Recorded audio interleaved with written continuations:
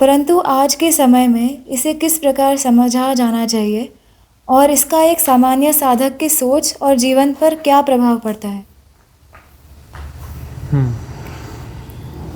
मोक्ष और धर्म, इन दोनों को समानार्थी शब्दों के रूप में प्रयोग किया जाता रहा है सभ्यता द्वारा, सोसाइटी द्वारा। तो इसे कैसे लेना चाहिए? क्या धर्म और मोक्ष एक ही हैं?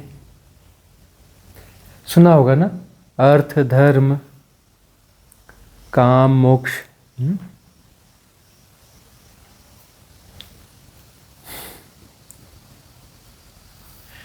मोक्ष और धर्म को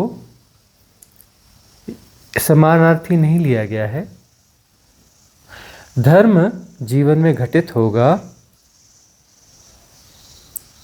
धर्म यानी जीने का ढंग, जीने का ढंग धार्मिक होगा, सहज होगा, तो मोक्ष घटेगा।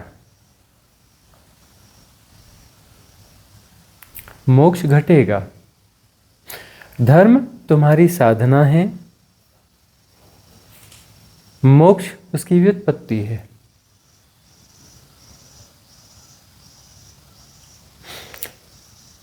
अब यह समझने की बात है कि धर्म के नाम पर जो होता है, क्या वह सब कुछ साधना है?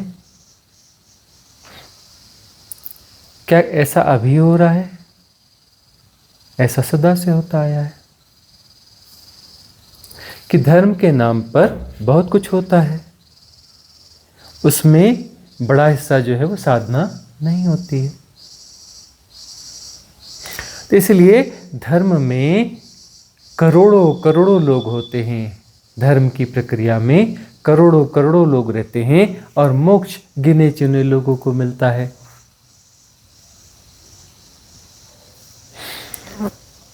और सभ्यता को यह समझ में नहीं आता कि धर्म के नाम पर जो चीज़ें प्रस्तावित की गई हैं, जो जीवन शैली प्रस्तावित की गई है धर्म के नाम पर,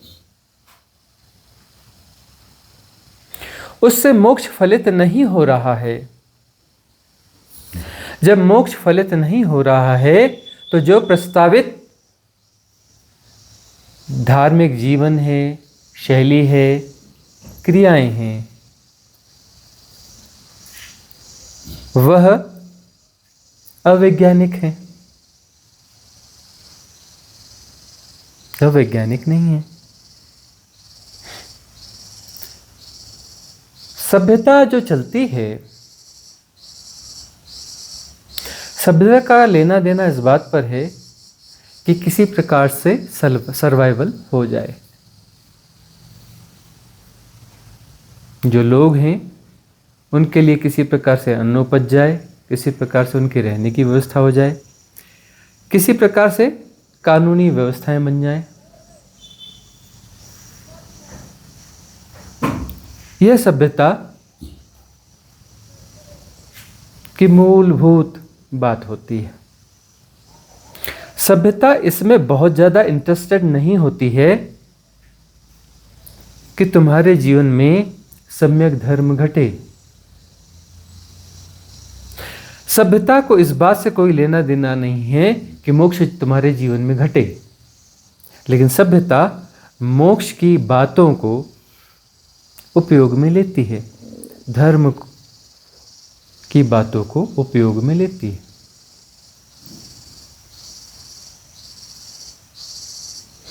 सभ्यता में धर्म शामिल होता है, लेकिन यह धर्म कौन सा धर्म है?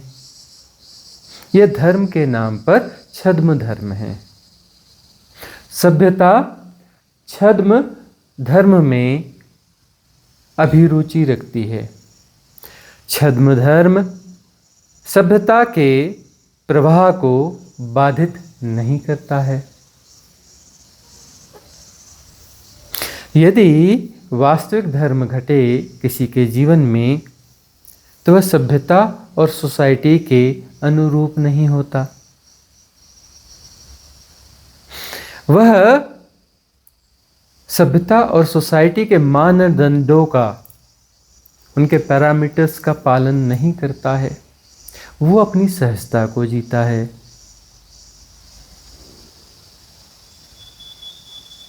तो सभ्यता वास्तविक धर्म को पोषित करने से बचती है और उसे पता है, सभ्यता को, उस समूहगत अवचेतन को, कि छद्म धर्म परोसने पड़ेंगे। क्यों परोसने पड़ेंगे? क्योंकि मनुष्य जो है उसकी खोज शांति की है। वह आपाधापी भरा जीवन जी रहा है, दौड़ भाग का जीवन जी रहा है भविष्य में किसी शांतिपूर्ण जीवन के लिए। उसकी खोज रिलैक्सनेस की है, वह अनरिलैक्स है, स्ट्रेस को जी रहा है, कभी भविष्य में रिलैक्सनेस को जिएगा।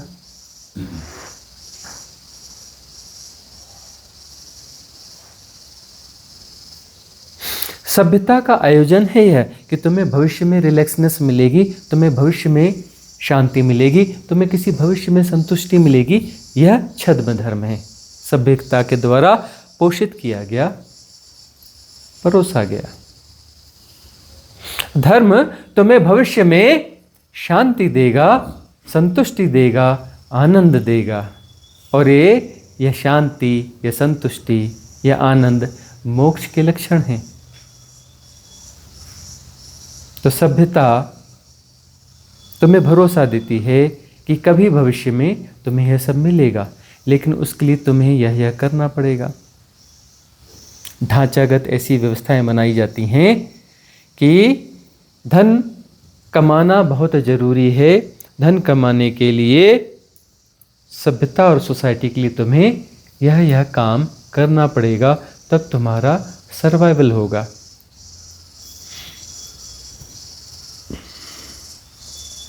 तुम देखो तुम्हारा जीवन क्या है। तुम्हारा जीवन एक प्रोसेस है सर्वाइवल का। तुम्हें दिन भर काम करना है, जॉब करना है, मेहनत करना है, ताकि सर्वाइवल हो सके। उसके बाद बचे हुए समय में दिनचर्या, नहाना धोना, खाना पीना, साफ सफाई व्यवस्थाएं, मार्केट से खुद कुछ खरीद लेना, निद्रा, आराम करना।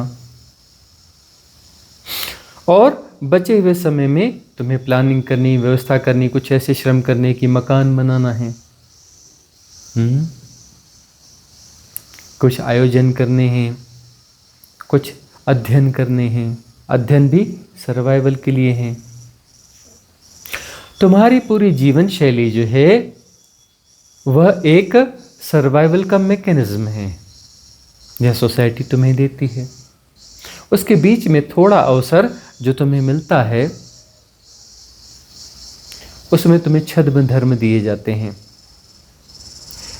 रिचुअल्स दिए जाते हैं, ताकि तुम्हारे भीतर आशा जगी रहे। समाज, सभ्यता, सोसाइटी जिंदा है आशा के दम पर। आशावान रहो कि तुम्हारे जीवन में सब ठीक हो जाएगा किसी भविष्य में। तुम आशावान रहो, अर्थात तुम जो है फ्यूचर ओरिएंटेड रहो। तुम भविष्य के प्रति उन्मुख रहो, तुम बहिर्मुख रहो। भविष्य बाहर है, भीतर नहीं। तुम्हारी शांति की कामना, तुम्हारे आनंद की कामना, तुम्हारी संतुष्टि की कामना को स्थापित कर दिया गया है किसी भविष्य में, दूर भविष्य में। अभी तो तुम्हारे पास लायबिलिटीज़ हैं, बच्चा है, बच्चों की व्यवस्था करनी है, उन्हें सेटल करना है ना। उसके बाद तुम मुक्त हो जाओगे बहुत सारे प्रपंचों से। तब तुम्हें शांति भी मिलेगी, आनंद भी मिलेगा, संतुष्टि भी मिलेगी, है ना। अभी तो लायबिलिटीज़ हैं, अभी शांति कैसे मिल सकती है, अभी आनंद कैसे मिल सकता है। हाँ, बीच में शांति और आनंद के लिए कुछ कर लेना चाहिए, कोई धार्मिक कर्मकांड रिचुअल कर लेना चाहिए। मन को सांत्वना मिल जाती है, तुम धार्मिक हो, तुम जो है धर्म के प्रति गाफिल नहीं हो, तुम्हारे जीवन में धर्म है, छद्म धर्म ही सही। तुम्हें, तुम्हारे लिए तो वास्तविक धर्म है ना, उसे परोसा ही इस ढंग से गया है, इस रैपर के साथ, इस पैकेजिंग के साथ, कि वह तुम्हें वास्तविक धर्म लगता है। तुम लड़ पड़ते हो, तुम्हारे धर्म पर यदि चोट की जाए, जिस धर्म को तुम जीते हो, जिस धर्म से तुम्हारे जीवन में शांति नहीं फलित होती, जिस धर्म से तुम्हारे जीवन में संतुष्टि फलित नहीं होती, जिस धर्म से तुम्हारे जीवन में आनंद फलित नहीं होता, उस धर्म के प्रति तुम्हें आगाह किया जाए, जगाया जाए, तो तुम नाराज हो जाते हो,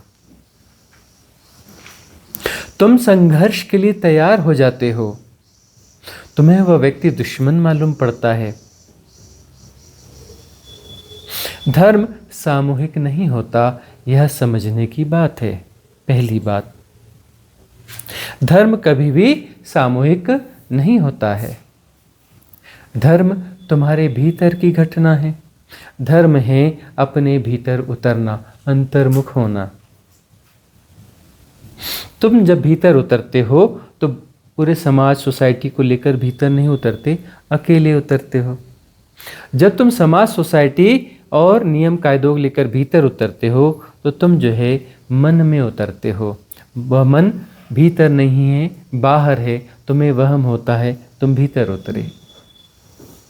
भीतर उतरना मन के पार उतरना है। मन लगता है कि भीतर है, ना, मन बाहर है। तुम मन में हो, बहिर्मुख हो। मन का मैकेनिज्म ही तुम्हारी चेतना को बहिर्मुख करने का मैकेनिज्म है। जहां पर द्वैत है, द्वंद्व है, तुम बहिर्मुख हो। देखो, द्वंद्व कहाँ होगा? जहाँ तुम्हें लगता है कि यह परिस्थिति अच्छी, कि यह परिस्थिति अच्छी। दोनों परिस्थितियाँ कहाँ पर हैं? बाहर हैं। परिस्थिति क्या भीतर है? क्या परिस्थिति भीतर है? नहीं ना। परिस्थिति सदा बाहर है, और बाहर की परिस्थिति में तुम ढूंढते हो, द्वंद्वात्मकता में ढूंढते हो शांति को, संतुष्टि को, आनंद को। जरा ठहरो तो, जरा देखो तो, जरा समझो तो।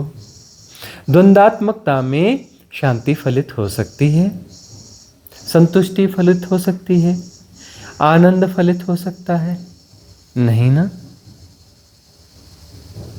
देखो, अस्तित्व ने तुम्हें कितनी गिफ्ट दी है। भोजन तुम्हारे सामने आता है, बड़ी श्रम से, बड़ी व्यवस्थाओं से भोजन तुम्हारे पास आता है। भोजन करते समय तुम द्वंद्व में रहते हो, किसी चिंतन में रहते हो, किसी भविष्य में रहते हो, किसी विकल्प को जी रहे होते हो उसके साथ साथ, है ना। भोजन के समय तुम भोजन में नहीं रहते हो। भोजन के साथ यदि तुम रह सको तो भोजन करने से तुम्हें संतुष्टि फलित होगी, भोजन करने से तुम्हें आनंद फलित होगा, भोजन करने से तुम अंतर्मुख हो सकते हो। भोजन के साथ यदि तुम रह जाओ तो तुम अंतर्मुख हो सकते हो। जाना जा रहा है, तुम जानने के प्रयास में नहीं हो। भोजन हो रहा है और भीतर से जाना जा रहा है, वह स्वाद जो है परम स्वाद हो जाएगा, ब्रह्म स्वाद हो जाएगा, है ना। ब्रह्मत्व की घटना होगी। देखो, संलयन की घटना है, भोजन को ग्रहण करना संलयन की घटना है। यह शरीर और भोजन एक हो रहे हैं, एक होने की घटना है। उसमें तुम्हारा चित्त, तुम्हारा मन, तुम्हारा होना, तुम्हारी सजगता, यदि सब उसमें शामिल हो जाए, तुम्हारी सजगता, तुम्हारी सहजता, तो वहाँ पर एकत्व घटित न होगा। कितना कुछ संलयित हो गया, सब कुछ एक हो गया। एक हो गया तो ब्रह्म घटेगा कि नहीं, अन्न ब्रह्म हो जाएगा कि नहीं। सुना तो तुमने बहुत है कि अन्न ब्रह्म है, अन्न ब्रह्म है, अन्न ब्रह्म है। सुनने से क्या होता है, एकत्व की घटना है ना। सब, तुम्हारी चेतना, तुम्हारा शरीर, यह भोजन एक होता है, पूरी सजगता वहाँ मौजूद होती है, संलयित होते हैं। संलयन की घटना ब्रह्मत्व की घटना है ना। स्नान करते हो, किसी गुणा भाग में भी रहते हो, स्नान में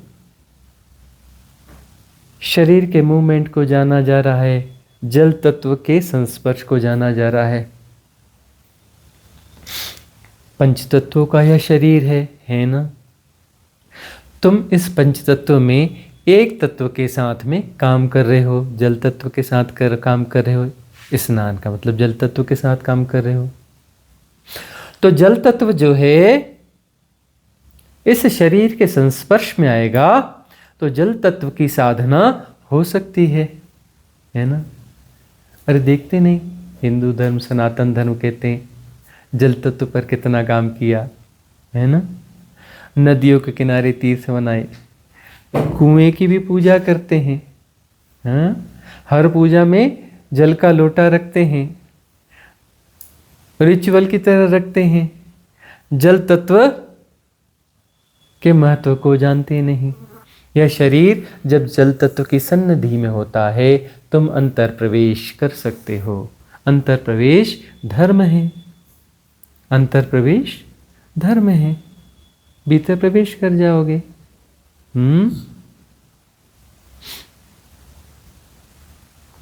कभी हम गाते हैं ना तो लोगों को लगता है ये क्या करते हैं। बहती हवाओं की थोड़ी दरकार है खुदा, बहती हवाओं की थोड़ी दरकार है खुदा, खुले आकाश में बाहें उठी रहेंगी सदा। बहती हवा को याद कर रहे हैं। हवाओं के झोंकों के सहारे बह आना प्रभु तुम, हवाओं के झोंकों के सहारे बह आना प्रभु तुम, सदा के लिए जाता हूँ कह आना प्रभु तुम। सिंबॉलिक है। हवाओं के संस्पर्श के प्रति तुम सजग हो या नहीं हो। अरे एक तत्व है,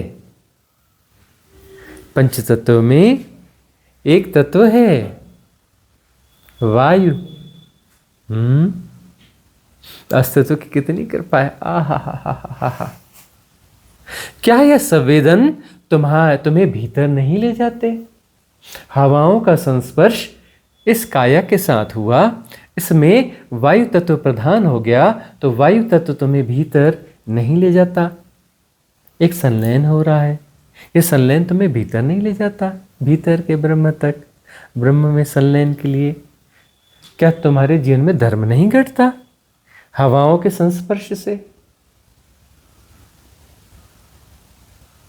अरे धर्म तो जीवंत है ना। अरे धर्म रिचुअल नहीं है।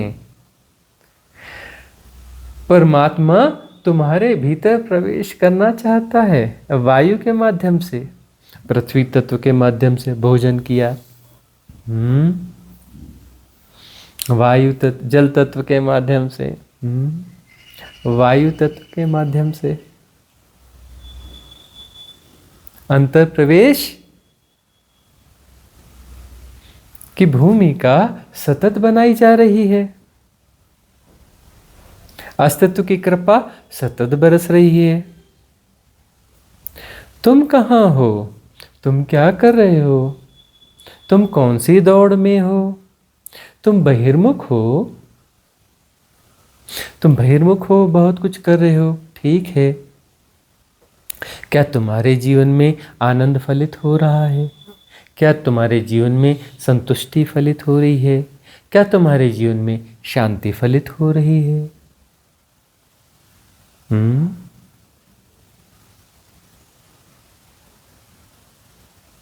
हवाओं के सहारे एक सुवास भीतर जा रही है। श्वास प्रश्वास में कभी कोई फूल महक जाता है, वह महक, वह सुवास भीतर उतर जाती है, संलयित हो जाती है।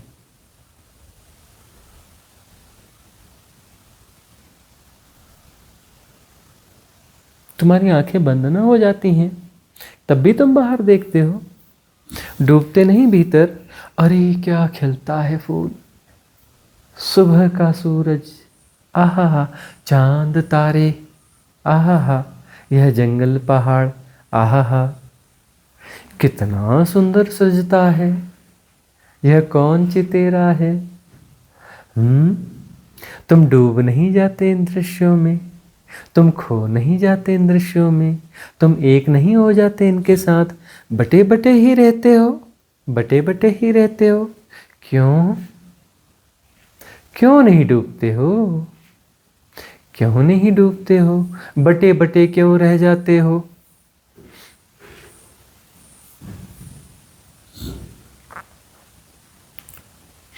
परमात्मा तुम्हें रोज पुकारता है, प्रतिक्षण पुकारता है।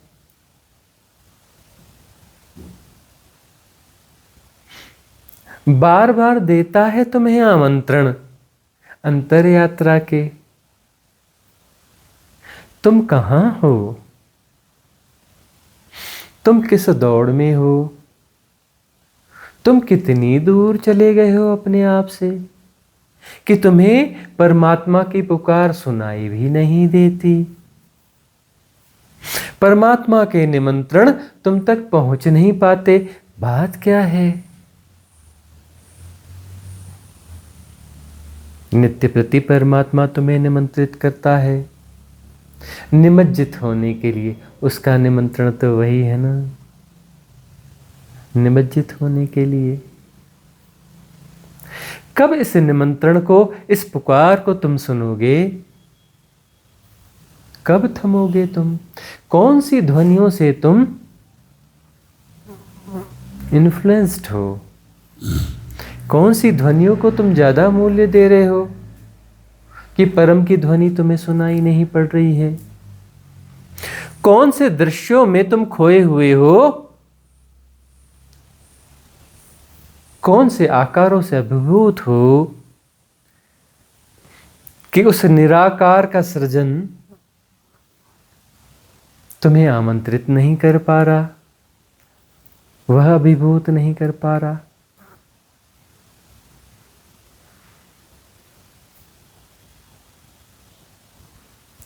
कहां कहां खोए हो?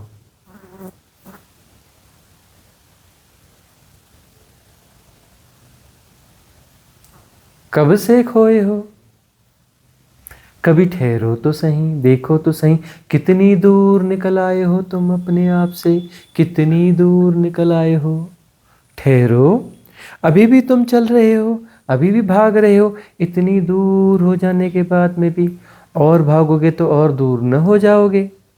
देखो, तुम्हारे जीवन में शांति फलित नहीं हुई है, तुम्हारे जीवन में संतुष्टि फलित नहीं हुई है, तुम्हारे जीवन में आनंद फलित नहीं हुआ है, और तुम जैसे दौड़ते थे वैसे ही दौड़ रहे हो। मतलब तुम और दूर जा रहे हो, और दूर जा रहे हो, और दूर जा रहे हो। अरे ठहरो, सुनो, हम तुम्हें पुकार रहे हैं, ठहरो, सुनो, ठहरो, ठहरो, थमो, थमो थोड़ा सा, थोड़ा सा पलट के देखो भीतर। बाहर तो बहुत देख लिया, थोड़ा भीतर भी देख लो ना।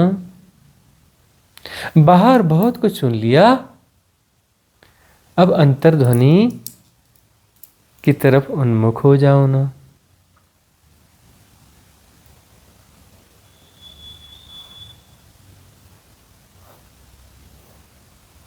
बाहर बहुत कुछ ढूंढा, अब अंतर संस्पर्श, उसके लिए भीतर प्रवेश करो, आ जाओ। परमात्मा तुम्हें अपने आलिंगन में लेना चाहता है। अंतर संस्पर्श, तुम उस आलिंगन से विरोध क्यों करते हो? क्यों? आ जाओ भीतर, निमज्जित हो जाओ ना, एक हो जाओ ना। तुम दो में धर्म कैसे ढूंढते हो? दो में धर्म कहाँ है? द्वंद्व में धर्म कहाँ है?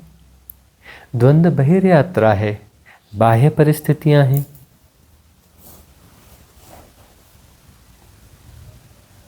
भीतर उतरना है। भीतर उतरने के लिए बड़ा श्रम करना पड़ेगा। किसने कहा तुम्हें बड़ा श्रम करना पड़ेगा?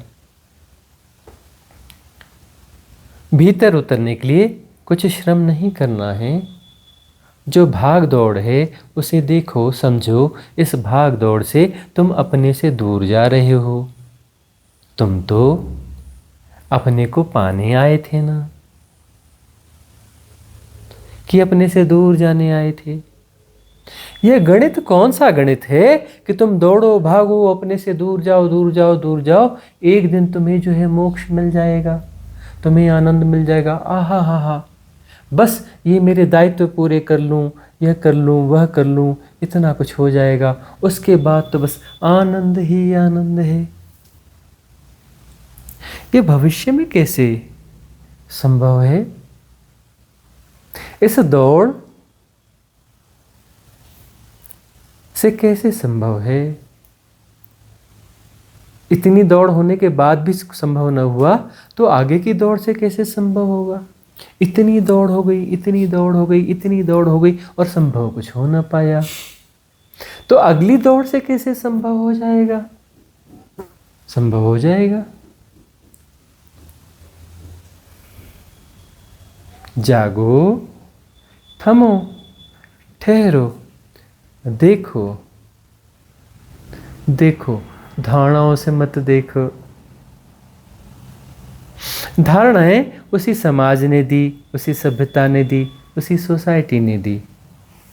उसने परिभाषित धारणाएं दी हैं और उसे जस्टिफाई किया हुआ है।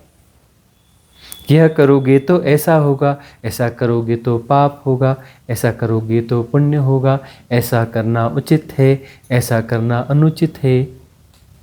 तुम्हारे रग रेशों में जाने क्या क्या डाल दिया। इंफॉर्मेशन, इंफॉर्मेशन, इंफॉर्मेशन, और ये धर्म की भी इंफॉर्मेशन डाल दी। हाँ, धर्म की इंफॉर्मेशन होती है क्या? धर्म की जानकारी होती है क्या?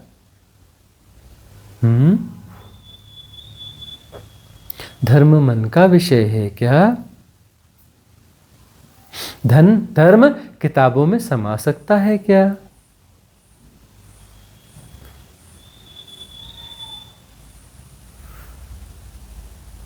धर्म तो बड़ा सहज हो सकता है, असहज कैसे होगा धर्म?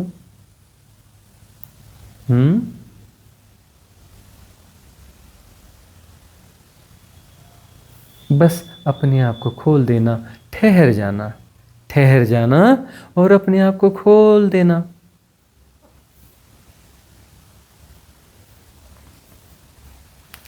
हवाओं में बहता हुआ परमात्मा आ रहा है। संस्पर्श, आहा हा हा हा, एक हो रहे हैं। भीतर उतरना हो जाता है, डूबना हो जाता है, आलिंगन हो जाता है परमात्मा का।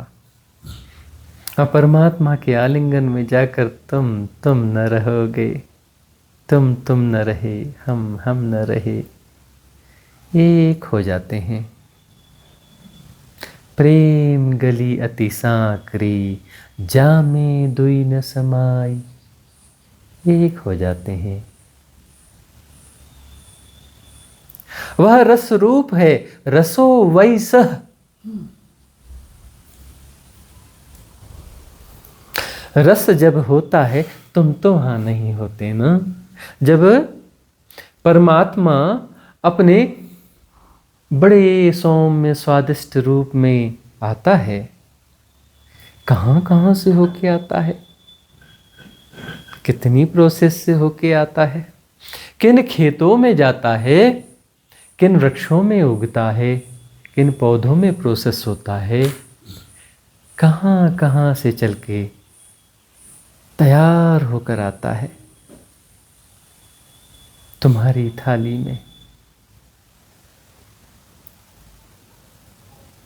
तुम उस समय होते कहाँ हो जब परमात्मा तुमसे मिलने के लिए आता है?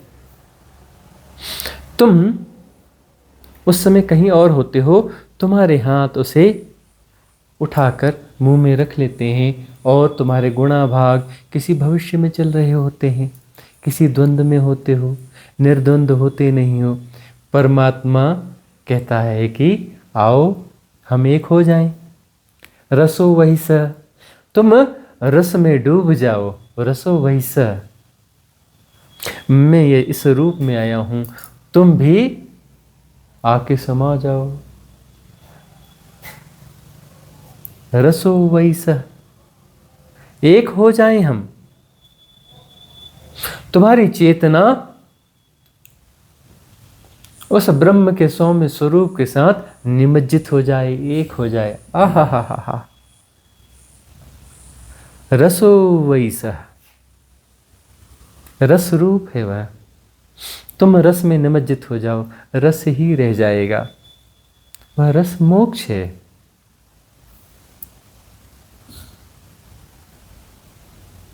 वह निमज्जन मोक्ष है।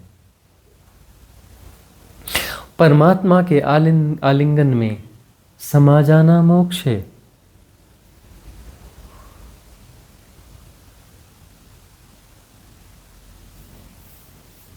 धर्म है लौट के आ जाना। अपनी मर्जी से कहाँ अपने सफर के हम हैं, रुख हवाओं का जिधर का था उधर के हम हैं। उन हवाओं ने धकियाते धकियाते कहाँ पहुंचा दिया? ठहरो, थमो। इन हवाओं का आलंबन न लो जो जब सभ्यताएं और संस्कृति इन्फ्लुएंसर्स तुम्हें देते हैं। थमो, लौट आओ। हम तुम्हें पुकारते हैं,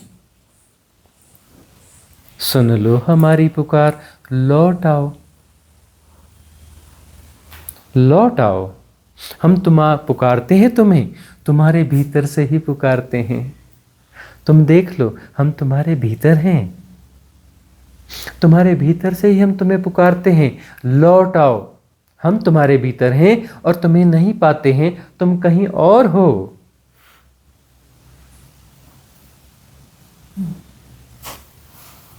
आ जाओ, लौट आओ।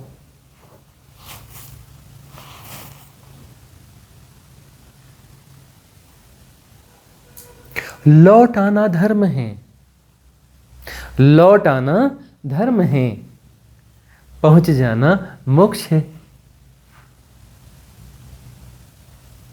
पहुंच जाना मोक्ष है। कितना सहज है, कितना सरल है। लौटने के लिए तुम्हें श्रम करने की जरूरत नहीं है। ब्रह्म प्रवाह तुम्हारा वाहन बनने के लिए तैयार है। हवाओं का संस्पर्श इस काया से टकराए और वायु तत्व जो है प्रधान हो जाए और वह वाहन बन जाए तुम्हारे अंतर प्रवेश का, अंतर निमज्जन का, अंतर आलिंगन का। ब्रह्म तुम्हारे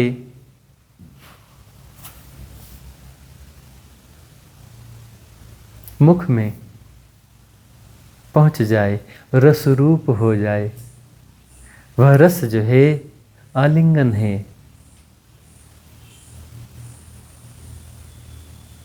वह सुहास, वह सुवास, वह एरोमा, वह डिवाइन एरोमा वाहन बन जाएगा अंतर प्रवेश का।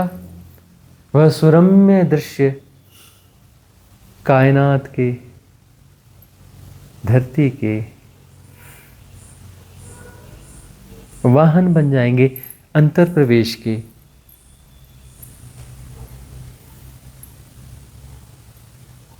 और वहां पर मोक्ष है, क्योंकि अब कोई द्वंद न रहा, कोई द्वैत न रहा, कोई दौड़ न रही, कुछ पाना न रहा, कोई गुणा भाग न रहा। गुणा भाग रहित चेतना ठहरी हुई चेतना है, अंतर प्रतिष्ठित चेतना है। अंतर प्रतिष्ठित चेतना मोक्ष है। अंतर प्रतिष्ठित चेतना मोक्ष है।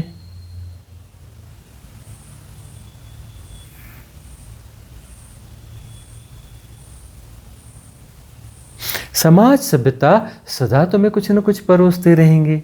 धर्म के नाम पर रिचुअल्स, कर्मकांड, किताबें, हिसाब किताब, गुणा भाग, नियम, कायदे, आदर्शवाद, किसी भविष्य में मोक्ष, वेल रैपर्ड, बहुत अच्छी पैकिंग के साथ।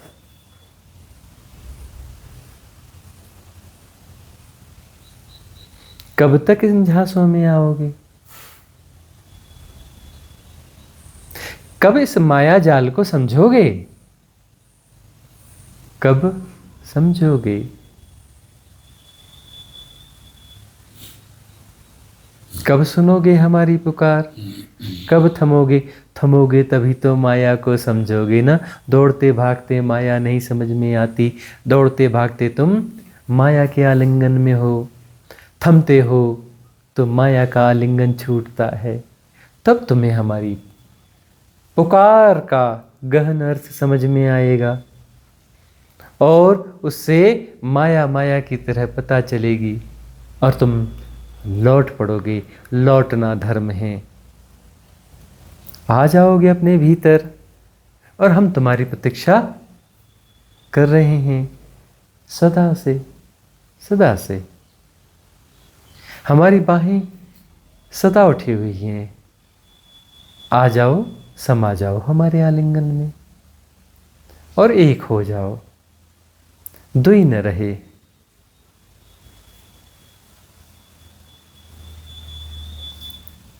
उस एकत्व में संतुष्टि है, शांति है, आनंद है और यही मोक्ष है। देश काल के परे किसी गुण को संभाल के नहीं रखना।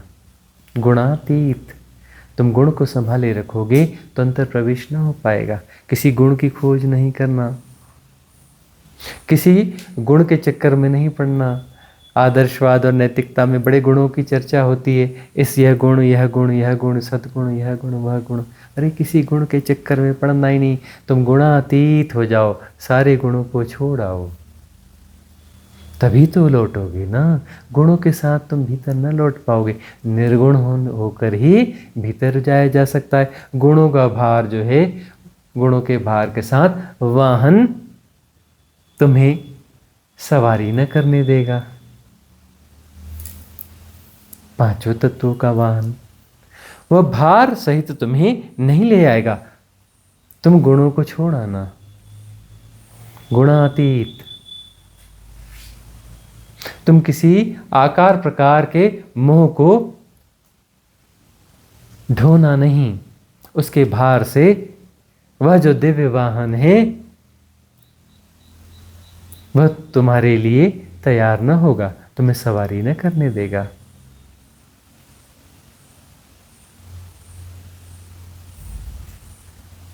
निर्भर होके आना, नेकेड। सारा ज्ञान का बोझ फेंक देना। सारे गुणा भाग सभ्यता ने जो तुम्हें दिया है, जो सिखावन तुम्हें दी है, धर्म के नाम पे दी हो, सभ्यता के नाम पे दी हो, किसी भी नाम पे दी हो, सारी सिखावन को छोड़ देना। निर्भर होकर के वह दिव्य वाहन तुम्हें अंगीकार करेगा, स्वीकार करेगा और तुम लौट आओगे हमारे पास। और हम तुम्हारे भीतर हैं सदा से। शाश्वत प्रतीक्षा।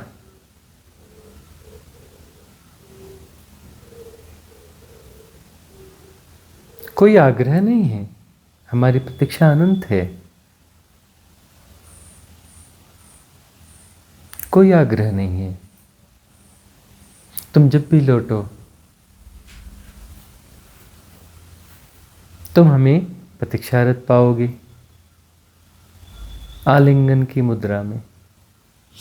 और हमारी पुकार बार बार है, तुम उसे अनसुना करते हो। तुम्हारी प्रायोरिटीज कहीं और हैं। तुम्हें लगता है दौड़ दौड़ कर तुम पालोगे शांति, संतुष्टि, आनंद। ना, दौड़ दौड़ कर तुम अपने से दूर जा रहे हो। लौटना धर्म है। यह पुकार तुम्हें प्रेरित करती है, ठहर जाओ, लौटो। इस पुकार को तुम सुन लेते हो और लौटते हो। यह पुकार तुम्हारे जीवन में धर्म हो जाएगी, धर्म बन जाएगी और तुम अपने अंतर में प्रवेश पा जाओगे। और वहां पर मोक्ष घटेगा, आलिंगन घटेगा, परम आलिंगन, जहां पर दूसरा कोई रहता ही नहीं, एक ही अहम ब्रह्मास्मि। अगला प्रश्न किसका है? प्रणाम भगवान। हमारे यहाँ शिव तत्व के रूप में शंकर, पार्वती, गणपति, कार्तिकेय, नंदी आदि शिव परिवार का पूजन किया जाता है, तो कुछ निराकार रूप शिवलिंग का अभिषेक करते हैं। आपने शिव तत्व को इनफाइनाइट वैक्यूमलेसनेस के रूप में बताया है, कृपया इसे समझावें और इसे कैसे आत्मसात किया जा सकता है। शिव तत्व की समझ कैसे पैदा होगी?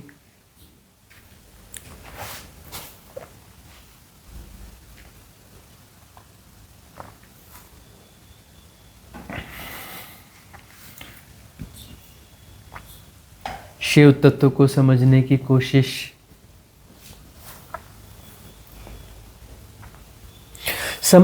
कोशिश जो है मन के उपकरण से हो रही है। मन के उपकरण के काम करने का अपना ढंग है ना? तुम्हें सुंदर चंद्रमा दिखाया जाएगा उंगली उठाकर। तुम इस उंगली से सम्मोहित हो जाओगे और इस उंगली को पकड़ लोगे। इस उंगली की महिमा गाओगे।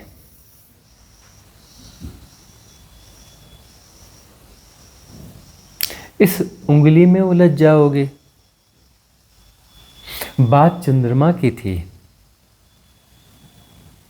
इस उंगली ने इशारा किया था कि इस उंगली को न देखो, यह उंगली जिस दिशा में है उसे देखो। चंद्रमा के सौंदर्य का रसपान होगा। भगवान शिव हमारे आदि पुरुष हैं, आदिनाथ हैं। नाथ परंपरा के मूल हैं, 24 तीर्थंकरों के मूल हैं। वृषभदेव आदिनाथ। आदिवासी उन्हें बड़ा देव कहकर पूजा करते हैं, कुछ महादेव कहकर पूजा करते हैं।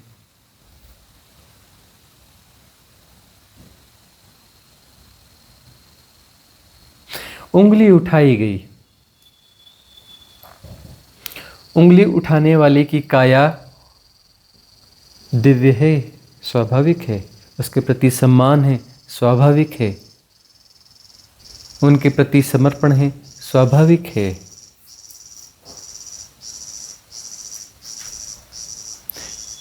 कुछ लोग उस काया से इतने ग्रस्त हो गए, उस काया से प्रेम तो अच्छी बात है, प्रेम हो ना, मोह ना हो ना, प्रेम होना चाहिए, मोह नहीं। तो बस उस रूपाकार में ही आबद्ध हो गए। कुछ लोगों ने उंगली को देखा, उन्होंने शिवलिंग बना दिया। और कुछ लोगों ने कहा हाँ उधर उधर, अच्छा वो, अरे वाह, और बात बन गई।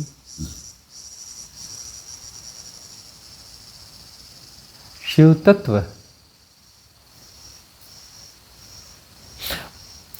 तत्व की ओर इशारा था, और यह विधि थी लिंग। ऊर्जाओं को इस प्रकार से संगीतमय स्वरूप में आ जाने दो। यह परम संगीत शिवत्व की गहराई में समायोजित कर देगा। प्राविधि है उंगली, और यह भगवत पुरुष है जिसने उंगली उठाई है। तो भगवत पुरुष के प्रति सम्मान तो होगा ही ना, प्रेम तो होगा ही ना।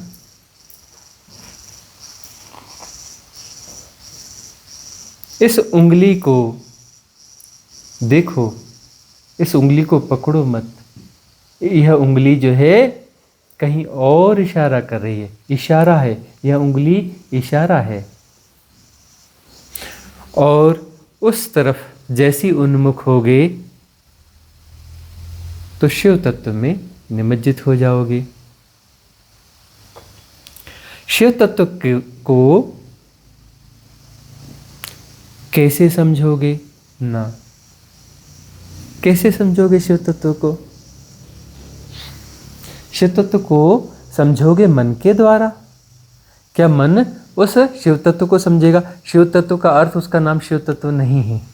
पहली बात, वह कोई तत्व ही नहीं है, तत्वातीत है। लेकिन कह रहे हैं शिव तत्व, है ना? तुम्हारी भाषा इतनी कमजोर है। वह तत्वातीत है, तत्व है ही नहीं, और शिव तत्व उसका नाम ही नहीं है। लेकिन तुम्हें समझाने के लिए कहा गया। अब तुम जो है इस शब्द से उलझ पुलझ सकते हो। वह जीने की बात है, उसका नाम शिव तत्व नहीं है। जिस शिव तत्व की चर्चा कर रहे हैं उसका नाम शिव तत्व नहीं है, वह तत्व ही नहीं है, तत्वातीत है, तत्वातीत है। उसके गुणों की चर्चा करोगे शब्दों से, भाषा से, मन से, अरे उसमें गुण ही नहीं है, वह निर्गुण है। उसके आकार को तुम समझना चाहते हो, नापना चाहते हो, अरे उसमें आकार ही नहीं है, निराकार है। तुम उसके बारे में जानकारी चाहते हो। जानकारी यानी क्या? तुम कौन हो जी? तुम कहाँ से आए हो जी? तुम कब पैदा हुए जी? तुम्हारी उम्र क्या है जी? तुम्हारे माँ बाप क्या है जी? वह तो अजन्मा है तत्व। शिव तो जन्मे हैं अपने माता पिता से, और उनके बच्चे भी हैं, उनकी पत्नी भी है। लेकिन वह जो तत्व है, उस तत्व का कोई माता पिता है नहीं, वह अनादि है, वह अजन्मा है। उसकी कोई डेट ऑफ बर्थ नहीं है, शिव तत्व की कोई डेट ऑफ बर्थ नहीं है। ऐसा नहीं कि बहुत पहले जन्मा होगा, अरे 100 साल पहले नहीं, 1000 साल पहले जन्मा होगा, करोड़ साल पहले जन्मा होगा, अरब साल पहले जन्मा होगा, 1600 करोड़ साल पहले जन्मा होगा, 16,000 करोड़ साल पहले जन्मा होगा, 16 लाख करोड़ साल पहले जन्मा होगा, खरबों खरब साल पहले जन्मा होगा ना जी। उसकी डेट ऑफ बर्थ है ही नहीं, अनादि है, सदा से है, शाश्वत है, सनातन है। उसके माता पिता नहीं हैं, उसका जन्म नहीं हुआ है तत्व का, और ना उसका आकार है। उसको आकार देने के लिए कुछ कौन जन्म देगा? जो अनंत है, जो असीम है, जो निर्गुण है, जो निराकार है। कौन से गर्भ में आएगा? कौन से गर्भ से पैदा होगा? वह जो अनंत है, वो कौन से गर्भ से पैदा होगा? जिसके बाहर कुछ है ही नहीं, वो किसके गर्भ में आएगा? सोचो तो।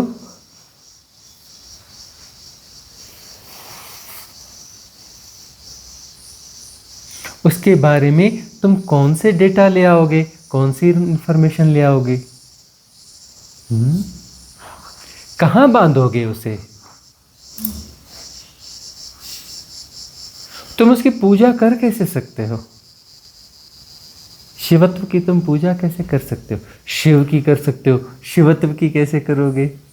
शिव की पूजा तुम कर सकते हो, शिवत्व की पूजा कैसे करोगे? शिवलिंग को तुम अर्ध चढ़ा सकते हो, शिवत्व को कैसे अर्ध चढ़ा सकते हो?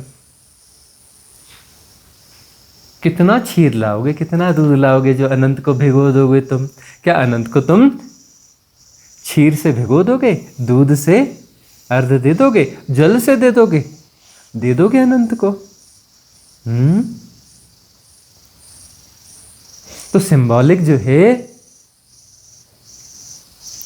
उस सिंबॉलिक में कहीं तुम कोई माया का सृजन तो नहीं कर रहे हो? शिवत्व रिचुअल है या शिवत्व होने की घटना है? जीना है, होना है।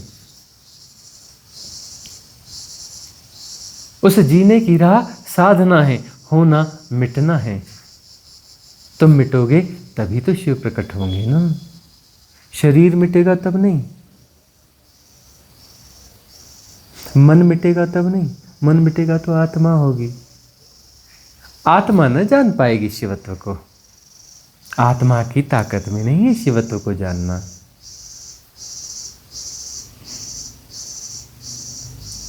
आत्मा विसर्जित हो जाएगी, तुम ब्रह्म हो जाओगे। ब्रह्म अपने ब्रह्मत्व को जानेगा, शिवत्व को कैसे जानेगा? कैसे जान लेगा शिवत्व को? उस शिवत्व में ऐसे अनंत ब्रह्म पैदा होते हैं, नष्ट होते हैं प्रतिक्षण। अनंत, कोई करोड़, 10 करोड़, 1000 करोड़ प्रतिक्षण पैदा होते हैं। छोटी मोटी संख्या की बात नहीं कर रहे हम। अनंत पैदा होते हैं, अनंत नष्ट होते हैं प्रतिक्षण। ऐसे बिग बैंग जो है, इनफाइनाइट बिग बैंग होते हैं, इनफाइनाइट बिग बैंग्स होते हैं। Every moment infinite.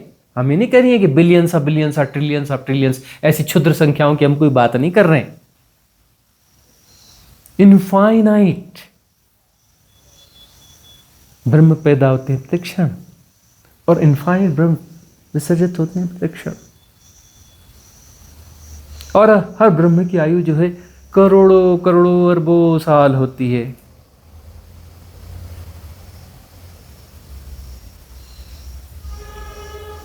अरबों अरब साल होती है हर ब्रह्म की आयु। ये जन्मते और नष्ट होते हैं। हम उसकी बात कर रहे हैं जो जन्मता नहीं और नष्ट नहीं होता।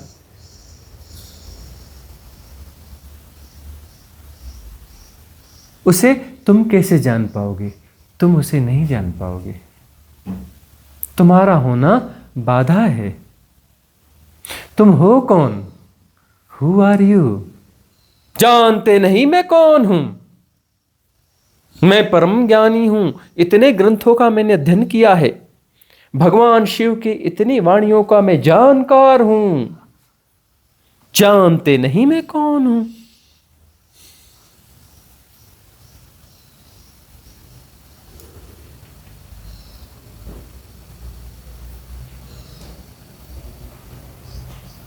जो जानना है इस प्रकार का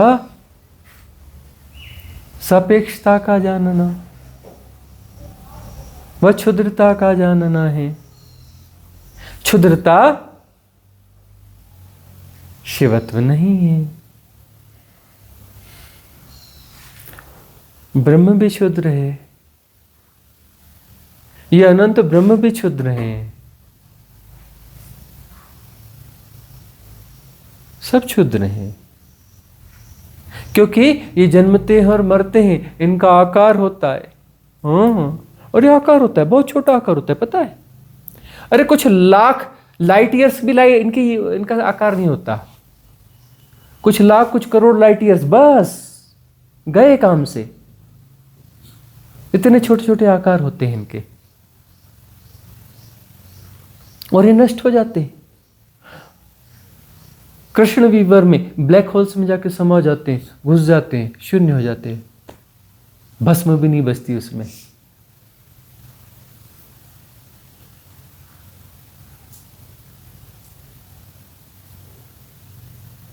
आकार का सम्मोहन क्यों?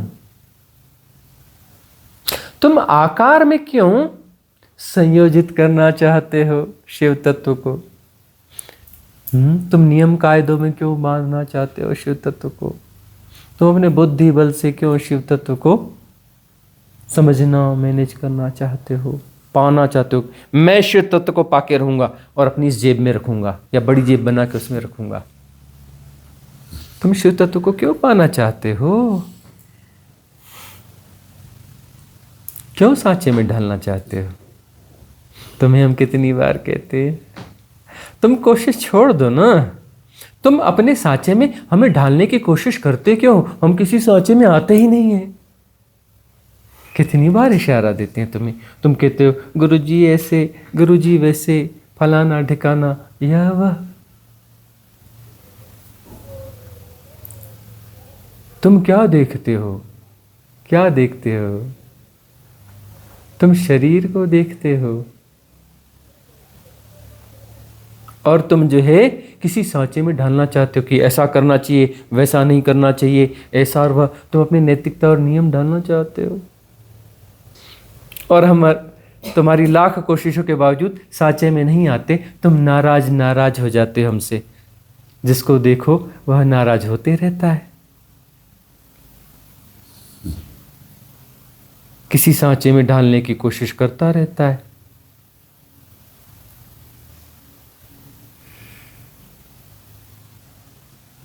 तुम शिवत्व को सांचे में क्यों ढालना चाहते हो? आकार में क्यों ढालना चाहते हो? जो आकार है वह शिवत्व नहीं है, जो गुणवान है वह शिवत्व नहीं है, जो रूपवान है वह शिवत्व नहीं है।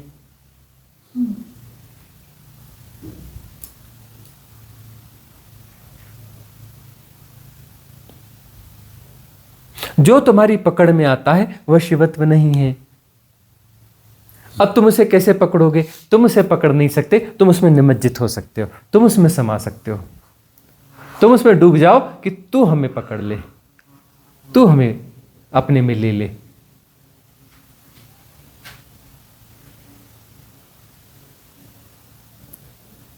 तुम उसे न पकड़ो,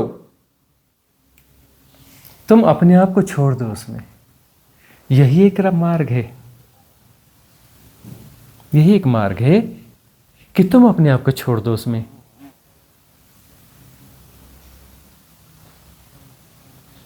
निमज्जित कर लो, निमज्जन के लिए छोड़ दो। उस परम आलिंगन में समा जाओ, उस परम आलिंगन में समा जाओ। शिवत्व जिया जाता है, अनंतता जी जाती है, समझी नहीं जाती।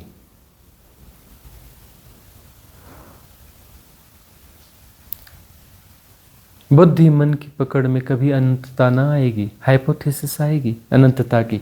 वो वैज्ञानिक परिभाषाएं आएंगी जो कि प्योर हाइपोथेसिस है, सत्य उसमें है ही नहीं।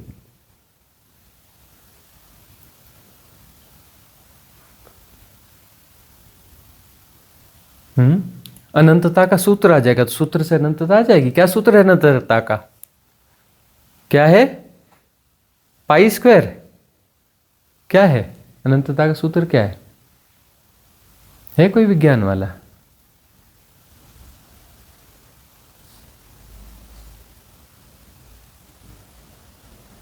क्या उस सूत्र में अनंतता आ जाएगी, इन्फिनिटी आ जाएगी?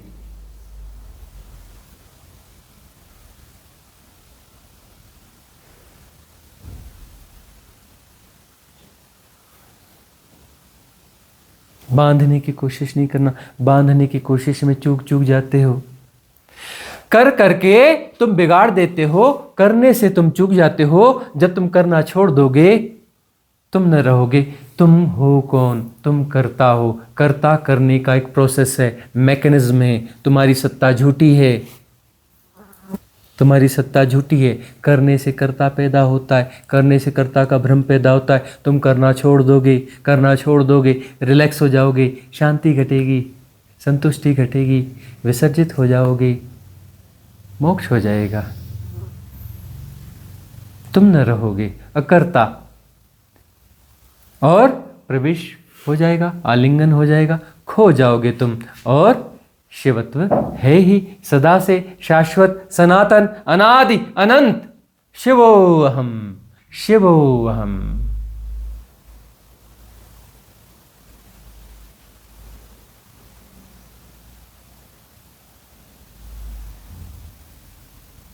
एक आध कोई प्रश्न हो तो ले सकते हैं, नहीं तो सभा का समय समापन करेंगे। हाँ ठीक है, मंगल कामना करेंगे। भवतु सब मंगलम, भवतु सब मंगलम, भवतु सब मंगलम। सबका मंगल हो, सबका कल्याण हो, सबका मंगल हो, सबका कल्याण हो, सबका मंगल हो, सबका कल्याण हो।